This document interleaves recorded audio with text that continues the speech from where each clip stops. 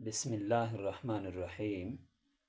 قدرمند حضرت ربیعه بن عبید دیلی رضی الله عنه فرمایي چې و خلک زه دوس نه دا خبره ډیره ورو چې د مکې مشرکین رسول الله مبارک علیه السلام ستړي وو، هلک الفاظ ورته استعمالول، بد رد ورته غږېدل. دا حالات مو په خپله سترګې باندې لیدلي دي چې د رسول الله مبارک سره د ده د سترګې رویه وه. د نبی علیه الصلاة وسلام کور چې کوم هغه د عقبه بن ابي معیط او د ابولهب د کور په منځ کې و. رسول الله مبارک علیه الصلاة وسلام ته د ګنده شیان لری، کلمې او وینې دا سامان د ورور چې چیر شي په ګند شي منده کم د رسول پاک علیه الصلاة وسلام د روزې مخ شي وچو. رسول پاک علیه الصلاة وسلام هغه ګندګي و په خپل کمان په ذریعه سره لرې کوله.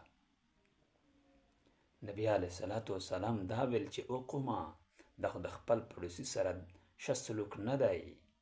سړی د پړوسي سره داسې نه کوي لکه د توسي کومه رویه ورسره کوي. نو قدرمند دی په دې دین باندې رسول پاک علیه الصلاة وسلام ډېر محنت کړی دی. یو داسې درین سړی وي چې څلوېښت کاله امین او صادق وي. اچانک قدرمنده کوم علاقه خلک درته الټه شي، سړی زړه موت شي، سړی دا څه شی دی، زه څه ورسره کوم، دی د څه ورسره کوي.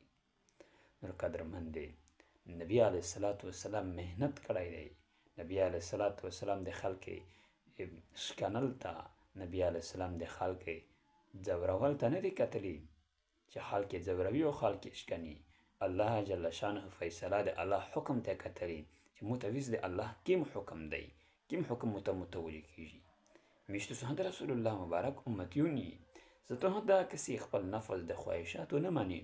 شریعت مسالو کسی چې ویس رسول الله مبارک څه یي، ویس میشته شرع څه یي.